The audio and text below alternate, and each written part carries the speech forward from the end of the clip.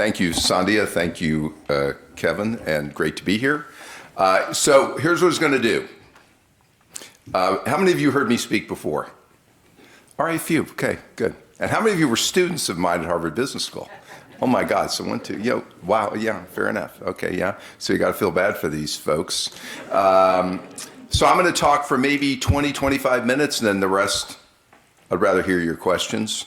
And what I was going to go through is how did we get into this situation we're in right now? Okay, a lot of people, I get that asked over, how did this happen? Okay, where are we right now? And what's likely to happen over the next year or so? All right, and then we'll talk about your questions. So how did we get here? I'll take you back to 2019. In the United States, nominal GDP growth was approximately 3.5%. Any of you remember 2019? I think you do. 1.75% real growth. That's the thing you hear on TV, and 1.75% inflation. And you used to hear a lot of stories about how the Fed is frustrated that we can't get to 2% inflation. And for the previous 10 years, since the Great Recession, you kind of had most years were kind of 1.5%, maybe 2% real GDP growth, and 1.5%, 1.75% roughly inflation. And okay. And remember, in 2019, pretty good economy, right? 3.5% unemployment rate. President of the United States at the time says best economy in the history of the country. That may not have been true, but it's pretty good. Stock market doing well, all that. Okay, so we're going to come back to that in a moment. Then I don't need to tell you what happened in 2020. COVID, 30% reduction in GDP in March, 30% rebound in April, and we end the year in a hole of about 7 or 8%. What we did at the Fed, and I was at the Fed at the time, is we tried to estimate the so-called GDP gap. So how much GDP we're actually going to lose from this thing, COVID, and we're going to try to, with fiscal policy, fill it.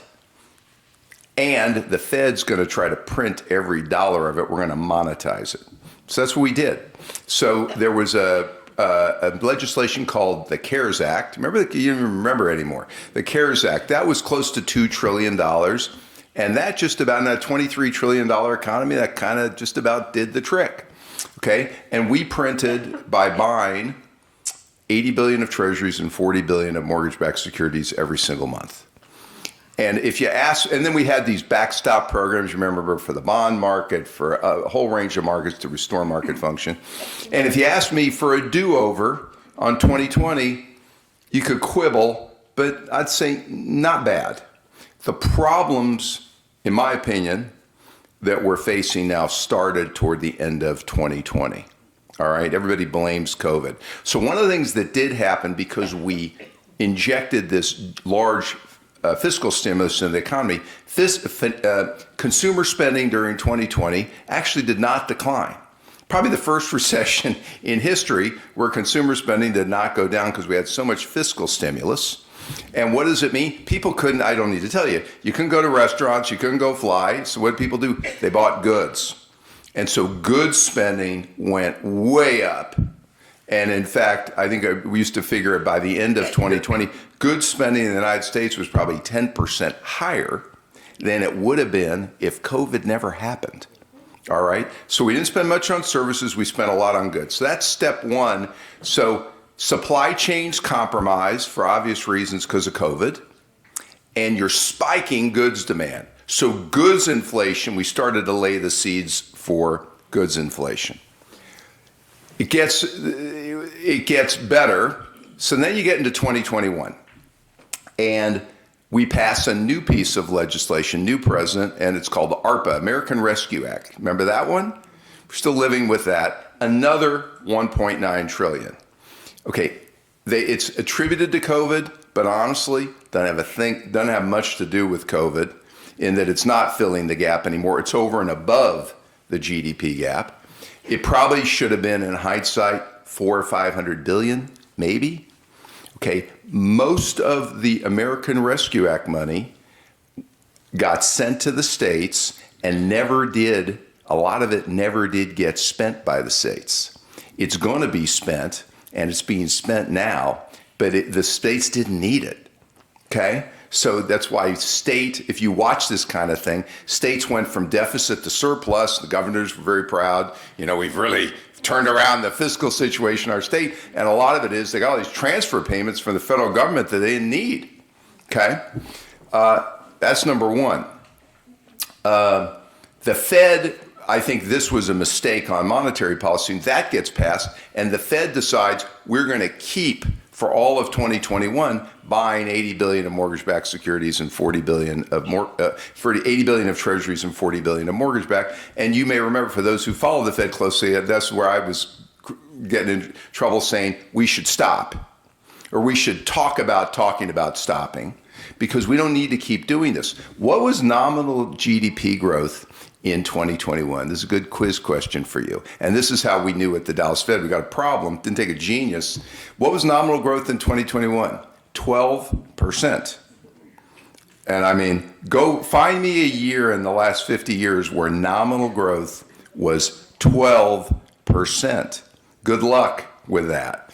But the problem is, because real GDP growth, so if you remember a couple of things from tonight, number one, start watching nominal growth as well as real growth, but also real GDP growth is the sum of growth in the workforce plus growth in productivity, okay? And I'll tell you today, real workforce growth in this country, it was 3% in the 70s, lower in the 80s, lower in the 90s, to today it's near zero. Maybe it's 1/4%. And why? It's not that the young, people say there's a young generation. I knew it. They're lazy bums. They don't work. And I'm afraid that's not it. Actually, the participation rate among prime age workers is about the same as when we were growing up. It's aging. Sad to say. I wish we weren't. People are aging out of the workforce. And a lot of the jobs in this country are in the service sector. And physically, you get to a point you can't keep doing them. And people are aging out of the workforce. So workforce growth is about 0 to 1/4%. So if you're going to grow real GDP, the rest of it's got to come from productivity growth. So GDP growth is growth in the workforce plus growth in productivity. And productivity growth has been running about 1.5, 1.75. And it's kind of a shock to people. We're spending all this money, and industries we work in are so much more efficient. The problem is a big part of our economy is the service sector, and it's not that easy. Somebody still cuts my hair. I don't know about you. I don't think a machine mows your lawn quite yet. We may get there, by the way, but productivity growth just hasn't taken off despite all this industry improvements in productivity. So if you know the potential growth real of the U.S. economy is probably 1.75 to 2, 0 to 1/4% for workforce growth plus maybe 1.75. Maybe we'll find a way to get higher. I hope we do, but it's not a lot above 2. So if you're growing at 12, I got a little secret for you. The bulk of it, inflation. Okay, if I told you nominal growth is real plus inflation, and that's what we had, 9% inflation. All right, fine. And that's how we knew early on in the year in 21, I was alarmed, and we were alarmed at the Dallas Fed. We're growing off the charts, okay? And I wasn't the only one. Larry Summers, you remember, was very vocal. And there was a very intelligent response to Larry Summers. He's an idiot. He's never any good. Never liked him. Okay, but the point is nobody really debated the issue. That happens sometimes in this country when we're going one way.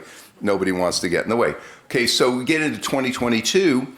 Fed is still buying $80 billion of treasuries and $40 billion of mortgage. Still, I don't need to get into the transitory thing, says inflation's transitory, but it gets better. 2 more pieces of legislation are passed. $1 trillion in a bill called the Inflation Reduction Act, okay, which has got some positive aspects, but a lot of it is credits and other loans and other guarantees for a whole range of projects, battery plants, electric car plants, and all this other stuff. And then we passed another $1 trillion bill called the infrastructure bill. That one was bipartisan, by the way. Okay, so you've got COVID maybe took $2 trillion out of the economy, let's say, and we filled it with 1.9 CARES, 1.9 ARPA, $1 trillion Inflation Reduction Act, another $1 trillion Infrastructure Act. So multiples, because we used it kind of as an excuse. And then everybody's going, how did this inflate? I'm shocked that this inflation happened. And it's COVID, it's just structural. Well, some of it, in fairness, is supply chains for goods, not for services, for goods. But see, today, here's where we stand today. The Fed, rightly, in the middle of 2022 said, you know what, maybe this transitory thing was a mistake. And we need to go from running 120 miles an hour. You know, to get out of the COVID ditch in 2020, we ran 120 miles an hour. Felt so good, we kept running 120 miles an hour in 2021, and we kept running 120 miles an hour in 22, and finally Fed realized, we've got to stop, okay? And they did. And this is in the technical term, we slammed on the brakes. Okay, and you're not going to read a lot of textbooks about how do you slam on the brakes. The only answer is don't get your, slow down, take your foot off the accelerator. Don't, because there's no textbook for how to get through slamming on the brakes without getting hurt. And you're seeing a lot of damage being done here as we slam on the brakes. The only problem, and so in slamming on the brakes, which had to do it. It's the right thing to do, and I can't quibble with the way the Fed has slammed on the brakes. I can quibble with shouldn't have waited. If it hadn't waited so long, might not have had to. But slamming on the brakes, fine. So when you slam on the brakes, what happens? Rates go up. Banks hold a lot of treasuries. Banks had a lot of deposits. So the Fed, in expanding its balance sheet from $4 trillion to $9 trillion, the best estimate is half of that wound up in bank deposits. Silicon Valley Bank, First Republic Bank, but lots of banks. As the Fed now is running off its balance sheet, we're seeing, and rates are higher, not only, one, deposits are getting repriced a few hundred basis points higher. People are pulling deposits, and it gets better. A lot of banks, too much, held these very, in hold to maturity accounts, long-term treasury-linked securities, okay? Silicon Valley Bank owned enough of those that when they were marked from par to 80, wiped out its entire net worth. First Republic Bank wiped it out. And so that's one accident that happened from slamming on the brakes. And the banks now, it's not a front page story, but for those of you, any bankers here, it's a tough environment. You can count on one hand the number of banks in this country today that trade above book value. By the way, J.P. Morgan is one of the few, but most of them, and it's public information, Comerica, Truist, Bank of America, all trade at less than book. It's very unusual, but it's a very rough environment. What's the impact of that? Small businesses are very reliant on banks for funding. And it's very hard for a small business to get a loan. The nice thing about big businesses, they have access to the capital markets. They don't need to be that reliant on the banks. So you're seeing that. You're seeing, obviously, the whole real estate industry get repriced, and cap rates for any real estate getting repriced. And that saga is playing out.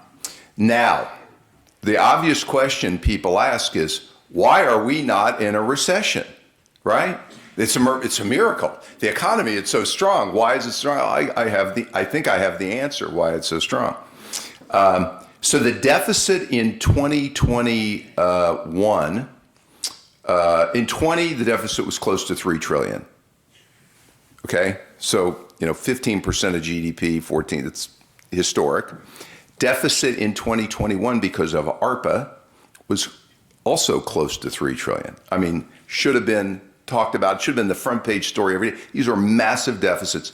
Declined to closer to $1 trillion in 2022 because tax revenues in 21 were so high, okay? And now we're back up to approaching $2 trillion again for 2023 that's about to end in a few days. So why is that a big deal? You don't hear a lot of reporting on this. So let's say let's say GDP today is now 26 trillion. If you're running a $2 trillion deficit, that is whatever that is. That's close to 6.5%, 7%. This is probably the largest post-crisis, pre-recession deficit, I would guess, in our lifetimes. This $2 trillion deficit should be alarming us greatly. Debt to GDP pre-COVID was 70%. Today it's over 100%. And the train marches on at present value of unfunded entitlements. And the point of this is we are extremely highly leveraged and getting more leveraged. What's causing the deficit this year to go up? When the year started, the thought was the deficit would be 1.1 or 1.2. It's now way higher. What happened? Back to the Inflation Reduction Act. It was, if you watch television, administration officials, who I think highly of, say it's paid for. But the paid fors, many of them never materialized. And some of the take up on the Inflation Reduction Act was greater than budgeted. Okay? And by the way, look at sometime when you have time, whitehouse.gov, Investing in America, and they will promote the manufacturing facilities being done all over the country. And I'm from Kansas, as you heard. So Kansas is a good example. There's 2 projects being done in Kansas. I went to the University of Kansas, and they tell me proudly, the chancellor is a good friend, and I think highly of him. They're building like a $500 or $600 million stadium expansion, hotel, convention center in a town that maybe can charge $130 a night for a room. And even in the hotel business, that doesn't work. And I asked him, how the hell are you doing this? I've been talking about this project for 30 years.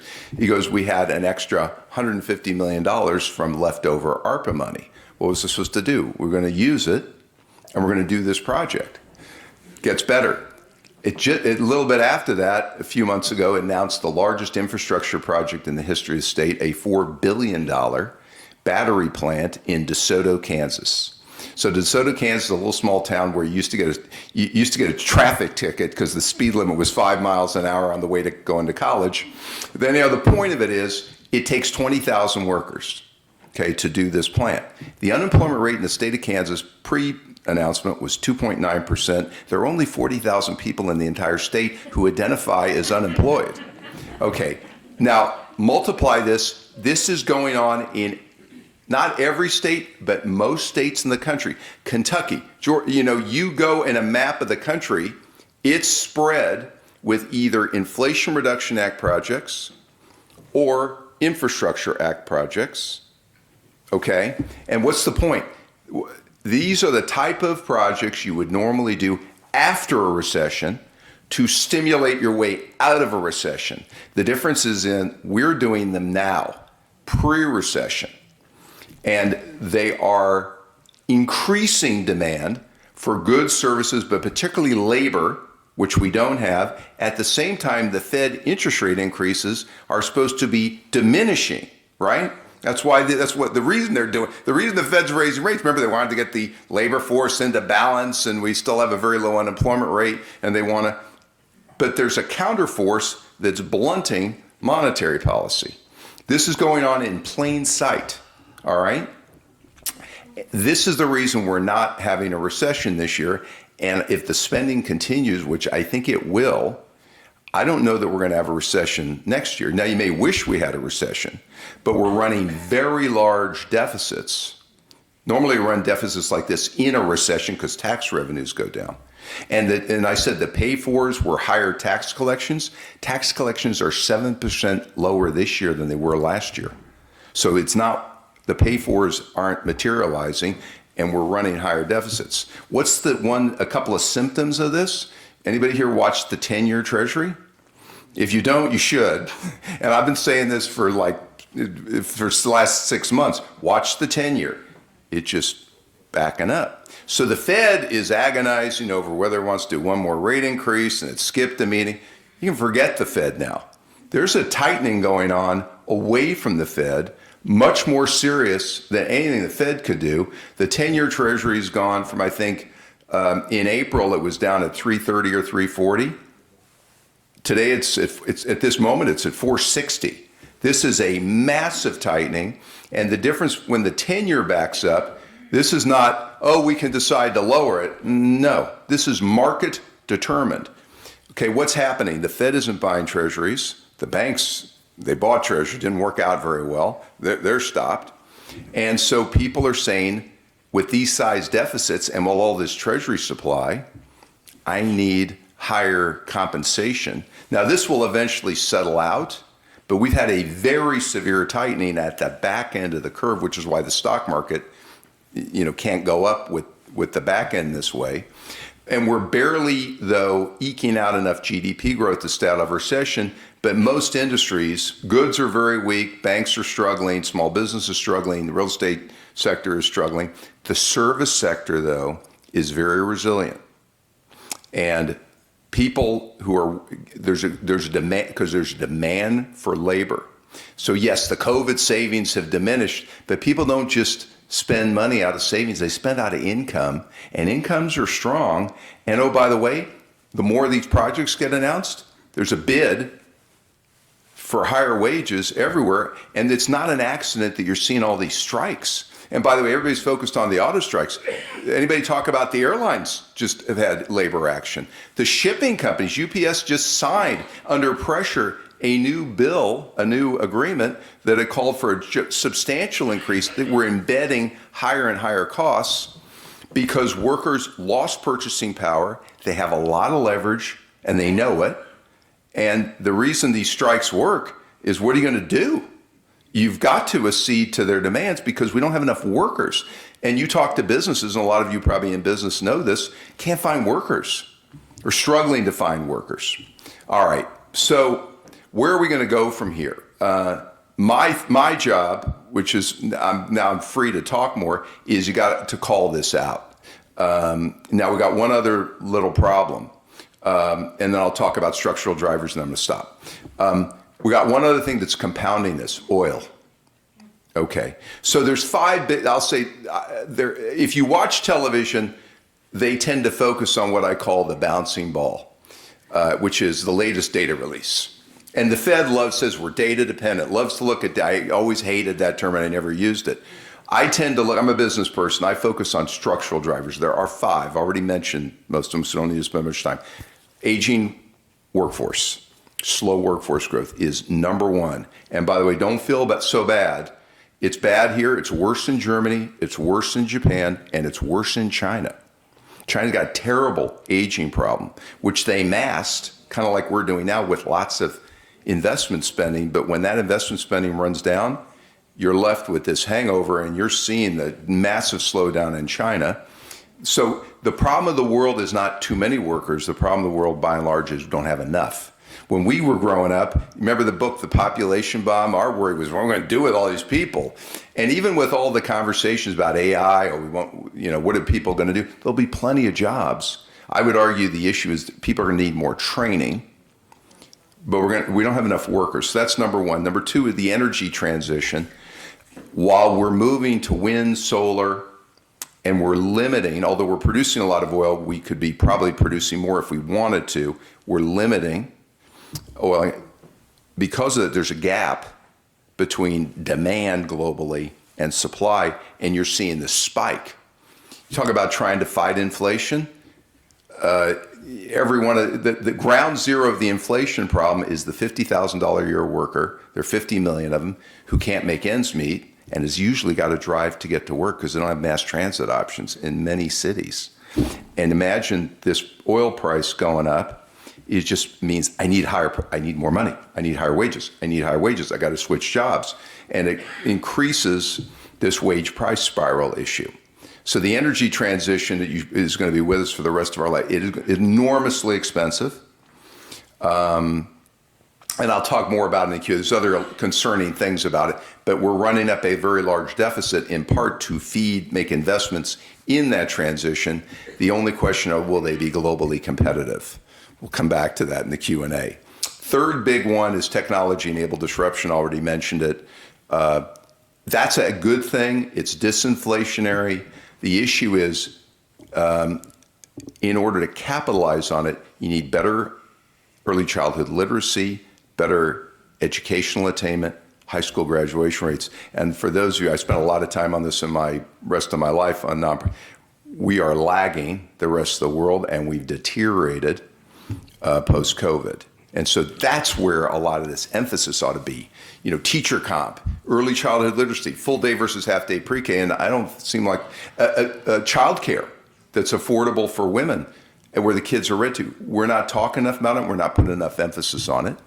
Globalization is the fourth big trend, which has been with us most of our life, has become deglobalization. So the extreme 5 years ago was anything can be outsourced. I don't care who you are, it can be outsourced. That was maybe too far, and we're going back this way. We're got to do it all ourselves. Okay, got to be done here. China does it for half the price. Don't want to rely on them. Don't want to deal with them. Got to be done. The problem is it's expensive at a time where our problem is not jobs, it's costs. Okay, and so I would guess this pendulum here may have to go to here. And then the last one I would say, to put a fine point on, is the end of the debt super cycle. In other words, every time some knucklehead like me got up in front of a group like you to talk about this kind of stuff for the last 50 years, you'd say, we'll deal with it. We'll just do a tax cut, or we'll do a spending bill, or we'll do, and I hate to say it, we're kind of getting to the point where we're out of gas. The 10-year Treasury backing up like this kind of is a polite way for the world to say the cosmos is sending us a message. You guys are way too leveraged, and we're going to have to grow the old-fashioned way. Grow the workforce. That includes sensible legal immigration discussion. Get more women into the workforce. Could be child care, affordable child care so women can more fully participate. People are working longer. And we're going to have to improve our education system to improve productivity. Leveraging up will not be able to be the go-to answer indefinitely. And those are the 5 structural trends that I tend to watch. And so somebody said, this seems like a Goldilocks scenario. You know, we're not going to have a recession this year or next year. It's not Goldilocks. It means rates will be higher for longer, unless somebody calls out and says, let's spread out some of this Inflation Reduction Act money and infrastructure until we get inflation under control. Let's slow down the spending. Yes, it might create a recession, but it'll be healthier than rates at this level for this long and this amount of leveraging up that we're doing. But on that happy note, let me stop there. That's a mouthful, and let's go to your questions. Yes. You're right there. Okay, so when you look globally, Yeah. and you look at every energy production factor, whether it's oil and gas, nuclear, alternatives, whatever is being produced is being immediately consumed by the world. Right. And We're undersupplied. Yeah, so the demand is there. That's right. Even if the OECD countries plateau, you still have the developing countries' demand. Agreed. In fact, our work, I built a big energy group at the Dallas Fed. We're 3 to 5 years away, plus or minus, from peak oil demand. We're not even at peak oil demand yet. Absolutely, fully agree. The question is, how do we satisfy that, and how do we handle global demand? So what I would have suggested is, first we need to be able to talk about this. And right now we can't. Okay, so here it's a puzzle with 6 or 7 things. And this is heresy to say these things, but I go around and you got to produce 3 million, you got to try, may not be able to do it. 3 million more, try to have an objective to produce 3 million more barrels a day here, because we're the cleanest in the world. That's better than burning coal. Probably have to discuss nuclear and how to have nuclear around the world. That's got to be a piece of the puzzle. I mean, we're doing all we can on wind and solar and technology investment for battery. It's just, I don't know how long it's going to take. And the problem is we haven't fully thought through the environmental ramifications of all this excess lithium and all this other stuff and all this electricity charging. You know, I don't know if it's all been, but I'm not claiming I have the answer, because I don't. But what I don't like, and I'm a member, I was a Harvard professor, and some of these people had me here, What do you do in a Harvard class? Let's frame the diagnosis. Let's frame the issues. And don't tell me you can't talk about it. Don't tell me that. And let's look at the options, and there's going to be some agonizing trade-offs. We're not even having a discussion of the facts yet. We haven't even been willing to present even the case. And that's what scares me more than anything. That we can't figure out the answer. I have a funny feeling with the case facts. I don't know how, but we'll figure out an answer. Okay, we may not agree with all of it, but that's fine. But we're not even discussing the issues. That's scary because people are afraid. It's bad. Yes. Yeah, sure. Go ahead. And then we'll move up the front then. I am a retired banker for about 50 years, and a lot of it with Chase. Yeah. And my question to you is, if you had a magic wand, how would you wave it and change the regulators? Because I think what happened with that Silicon Valley Bank was as much a regulatory problem as anything else. And I'm going to tell you, as a retired banker, that scared more people than I've ever seen scared. I agree. They were terrified. I mean, I don't care if it was a massage person or if it was a person cutting your yard.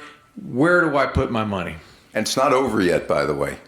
So to your point, I think another way to say it, I think it was a failure of supervision much more than the rules. Now, the answer to it is 1,000 pages of more regulation, but the truth was, and the biggest cornerstone of this was, there was an accounting fiction that everybody just pretended, and that is in a hold-to-maturity account, it's marked at par for accounting purposes, even if it's worth 70.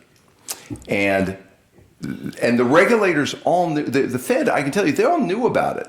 And when they were raising rates, should have gone to the banks and said, let's forget the accounting fiction, and you need to clean this up. And Silicon Valley Bank, in fairness, could have cleaned it up if they were, if they were talked to about it or dealt with it literally just a year earlier.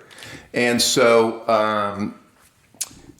a magic wand would be, the banking system does not need more regulation. That's not what caused this problem. And it doesn't need more capital. That's not what caused the problem.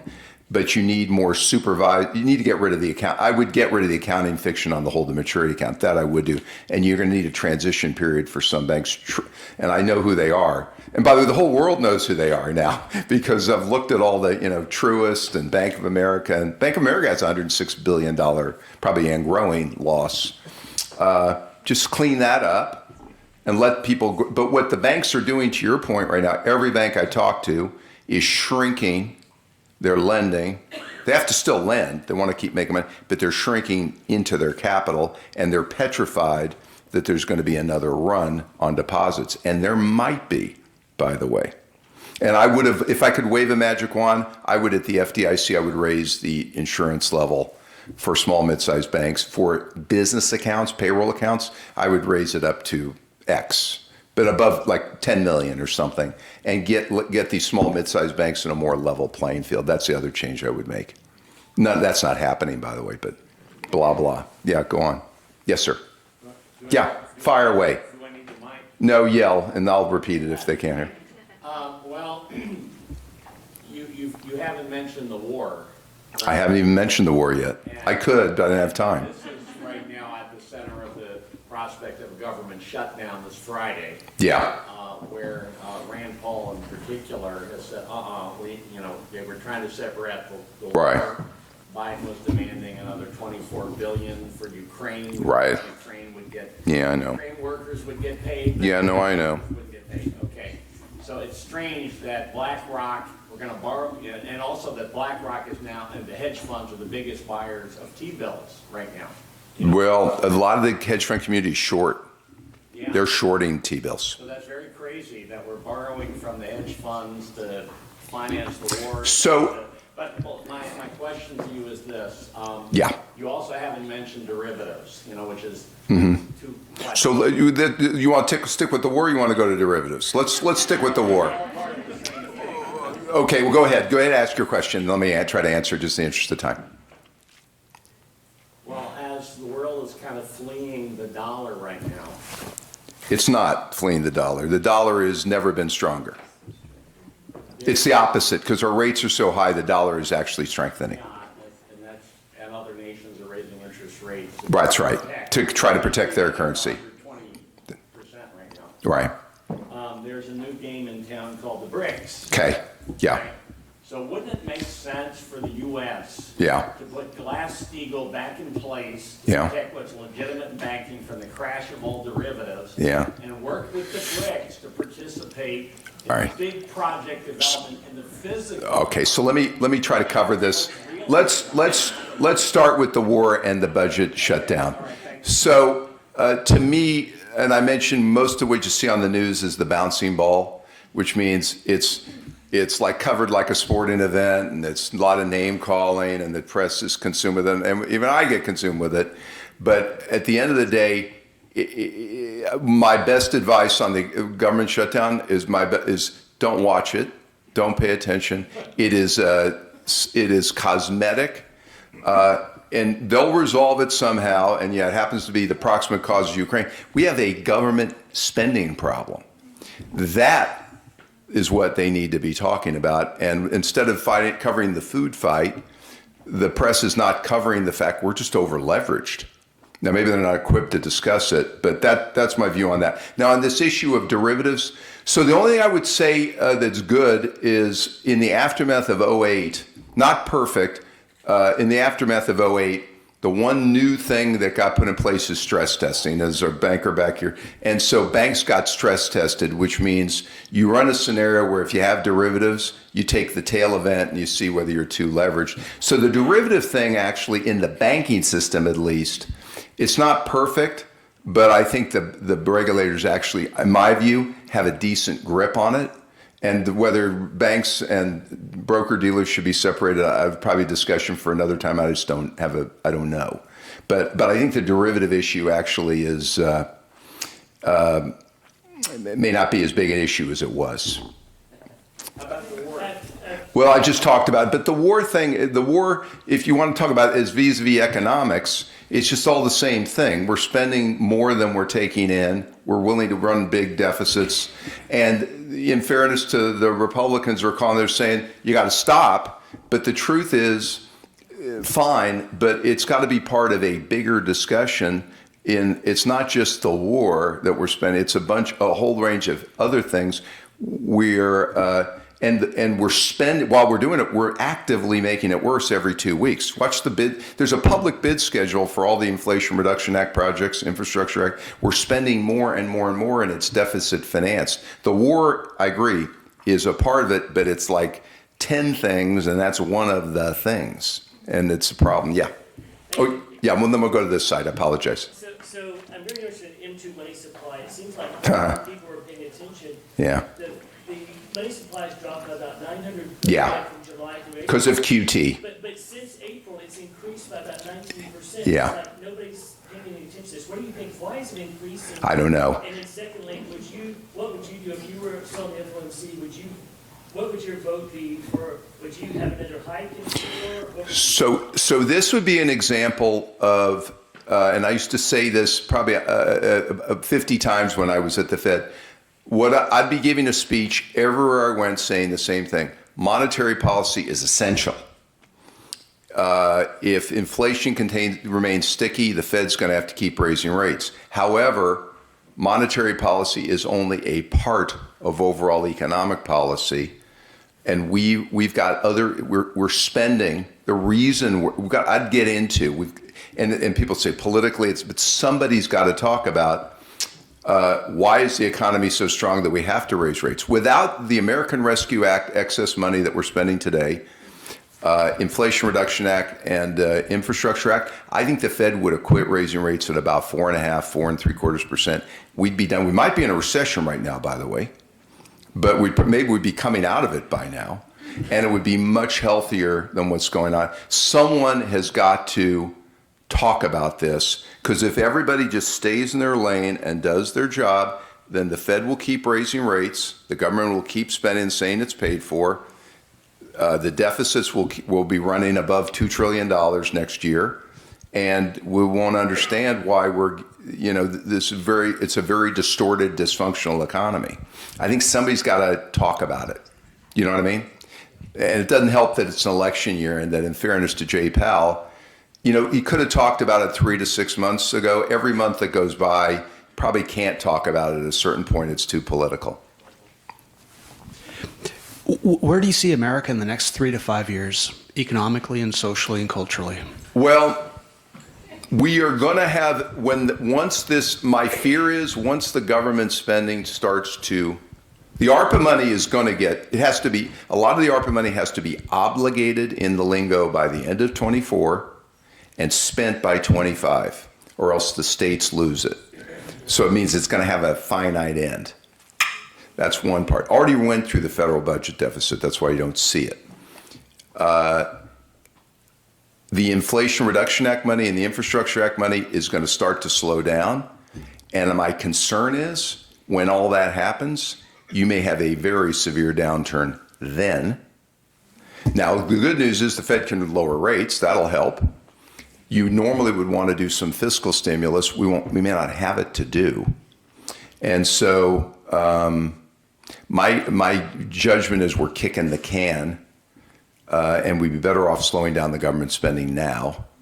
And I don't think, otherwise you're going to get this ratcheting up, more government spending, more.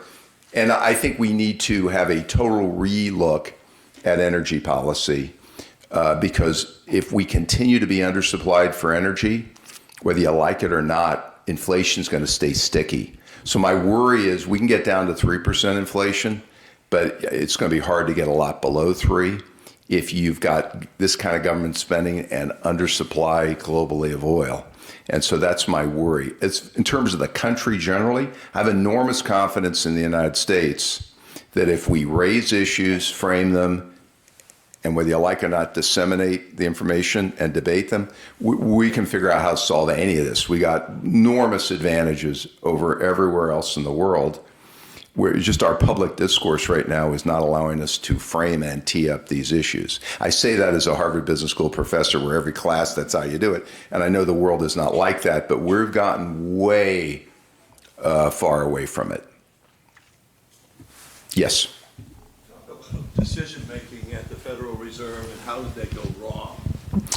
So, in fairness, you go through a wrenching crisis in 2020. And scary, and you sort of get into the end of 2020 and say, thank God, that because we didn't know where we're going to survive this, we're going to make it through. Still don't have a vaccine yet, but in early 21 start to have a vaccine. And I think this is where you needed to have a timeout and inflation had been so low for the previous 10 years. I think there was a view by a lot of economists, my colleagues, who just thought, it's not coming back. And Rob, if you see it, it ain't coming back. And we were countering, we're overheating the economy, and they're saying, nah, it's used cars and a couple other items. And it didn't help the administration wanted to spend, wanted to pass ARPA, wanted to pass these other bills. It may not have helped, and I hate to say this, that it was an appointment year, reappointment year for the chair and the vice chair in 21. Not perfect. And so it just kind of fed, and there wasn't debate and disagreement, there was, but I think the dominant group, and this happens, it's in the Fed, if you're in the minority and you strongly disagree, you can dissent. But my job at the Fed was to convince others that I was right. I would say I failed. I failed at that job in end of 20 and early in 21. I feel that way, and I felt that way at the time. My job, if I'm so sure of myself, either I'm wrong or I should be able to convince people. Just couldn't do it. And I even look back now and say, why? And I think it's a combination of those factors. You had a new administration. You want to be friendly to the administration. They want to do all this stuff. They couldn't do it if rates were higher. But I think we should have not, if we had held the line there, we would not be having these problems now. And the rest of the world had to follow. It's worse. Made the rest of the world had a problem. Yes, sir. I'm an advocate of low interest rates. Low interest rates make it easier for people to buy homes, easier for businesses to expand. When you start raising the interest rates up, you end up with a recession, throwing people out of work. Right. People out of work is much worse than having a little bit of inflation. Yeah, I agree. So here's the issue. I agree with everything you said if we're in equilibrium. So what do I mean? What I told you already, back to basics. Workforce growth globally is sluggish. That tells me global growth in the next 20 years is going to be sluggish. That would lead you to think rates should be low. In other words, the equilibrium rate is low. What's happened here is we've gotten all out of it would be like, listen, I think you should eat 3 meals a day and you should do some exercise. And I'm a believer in, get 8 hours of sleep, and I'd say, I agree. Okay. But then you go through some weird thing where you're staying up to all hours and you're eating all weird things and you're doing all this weird stuff and you get yourself all out of whack. And you're struggling to get back. We're out of equilibrium right now. And so the Fed is dealing with it belatedly it would have taken 2.5%, 3% rates to quell this 2 years ago, but now it takes shock treatment because we're all out of equilibrium. In the same way, you shouldn't drive your car at 140 as you're approaching an intersection. You say that, I agree with you. You shouldn't. It's terrible. You get in an accident if you do that. I know, I agree. But we did it. So now what the hell do? You got to slam on the brakes, but it's bad to slam on the brakes. And that's a little bit, we just got ourselves way out of whack. So you wonder, why weren't there more alarm bells that went off? And part of it is the press is not all that equipped to identify this, right? They're not trained. And government officials, and some outsiders did raise it, but weren't listened to, and we got ourselves off the rails. We'll get back into, I'll tell you one thing for sure, we'll get back into equilibrium eventually, and rates when we do will be low again. They won't be as low as they were, but they'll be 2.5%, 3%, and that'll be fine. We're just way off the rails right now. And that's why stopping the government spending would help get us back in equilibrium, allow the Fed to maybe ease off a little bit, and we can start to de-escalate this. Real quick, a lot of people seem to think the government prints some money. I say, no, they don't print money, they borrow money. Well, they print it when the Fed buys treasuries and mortgage-backed securities, which is a new development, in 2007-8, it actually is printing money. Yeah, I'm sorry about that. Yeah, it is. It shouldn't, but probably would. Yes. And I'm going to have my former student here is going to go after you. Mr. Kaplan, thank you. Can we bring it to like a local level? Because you said that in Kansas and all these states, so I'm seeing a lot of bond elections at $1.2 billion for Houston for healthcare. Fort County's got $1 billion for schools. So there's this drunk money and it's got to wash through the economy. Isn't there going to be a huge debt problem? Well, so let me tell you the good news. So all this stuff sounds ominous, except we're living in Texas. So let me tell you what Texas is bucking on everything. I told you we got an aging problem in the United States and slow workforce growth, except in Texas. And here's why. Got all this migration of people. I don't know how many of you have moved here, including me, from El Salvador. Exactly. We've got all this migration. So our population has grown from like 22 to 30. We take it like, oh yeah, sure, yawn. That's a huge deal. We're on our way to 40. All right. Number one. Number two, we're flush with money. All right. In terms of government excess, and we've got the oil and gas industry, which is doing very well, and so that helps. And so the reality is Texas is going to outperform the United States, I would guess, for the next 25 years, unless we screw it up. What would screw it up? Lack of infrastructure. We don't do a better job on education because that's the workforce of the future. We've got to do much better. And so, and healthcare. So if we're spending now and borrowing to fund healthcare and education, I'd say Texas. If we were sitting here in Illinois or Connecticut, I don't know about this, because you're losing population. In most states, Kansas, 329, 329, 3, not going anywhere. Texas is. So we're in pretty good shape. We're playing a great hand here. We'd do better if the country did better. Yes, sir. I think he'd be talking about this how would Paul Volcker handle this? I think that's a great question.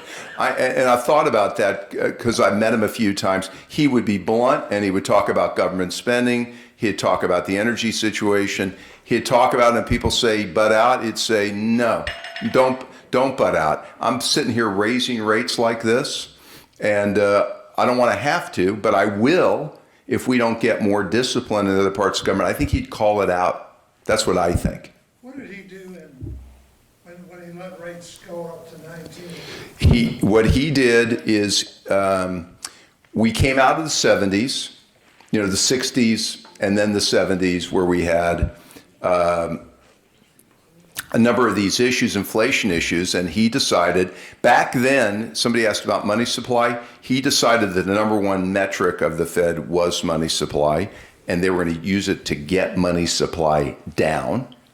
And he induced deliberately, I don't know if he could do it today, but he induced deliberately a recession to cool inflation. It took a number of years. It was very painful.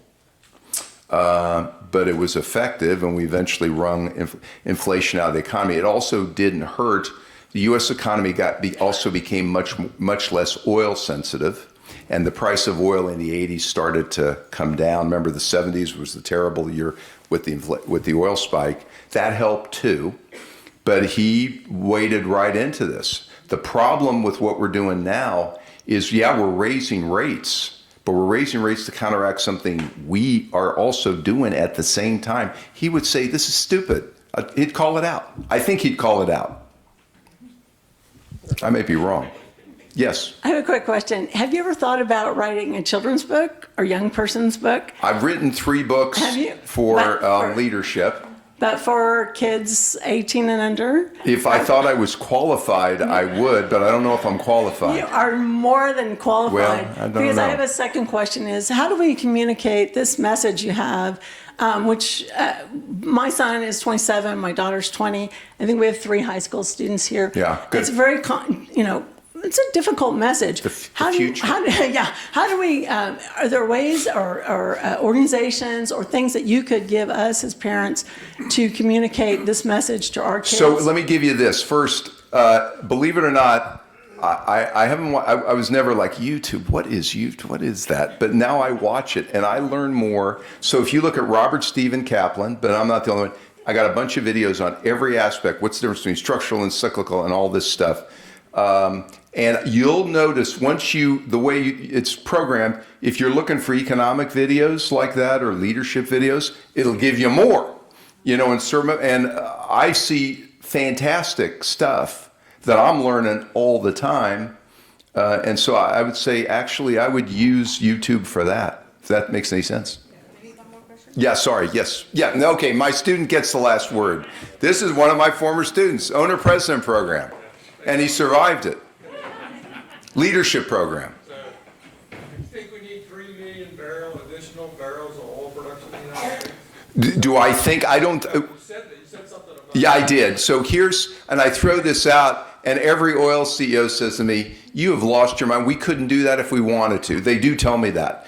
And I say, why? He goes, permitting, there's not enough inventory, we'd have to explore more, shareholders won't let us, the government is talking about these as stranded assets. You need your head examined to invest. So I get it, but I can tell you this: if I were advising the president, let's say, I would say, would you rather have the Fed funds rate at 6 or 6 1/4? God knows where it's going to go, which is killing us. Or do you want to have a national initiative, which costs a tiny fraction of that, to produce more? We could do it, but you'd have to get BlackRock. It's more important to get BlackRock on board than the oil companies. The oil companies could do it, but it's possible. But I think most oil executives would say, hey, Rob, just, and by the way, the other reason oil executives say, hey, just, they like it. They fought it in the first year or two. I don't know if you guys live in Houston, so they fought it, and then they started saying, what are we fighting? This is not bad. We're making all this money. We're not killing ourselves anymore. The price is in the 90s. And I don't think they want it to go back anymore. You correct me if I'm wrong, but that's what they're telling me. I'm friends with a lot of them. They're telling me, just shut up, would you? You know, but for the good of the country, because if we don't do this, they don't want a $70 oil. The middle class wants a $70 oil, but we got to produce more. And we got to have a discussion of nuclear also, which is not a popular topic. On the service side of the business, Rob, so I'm happy for them. But it's not easy, and you probably have to. They tell me the infrastructure, Rob, is atrophied. You know, where have you been? And I say, hey, I hear you.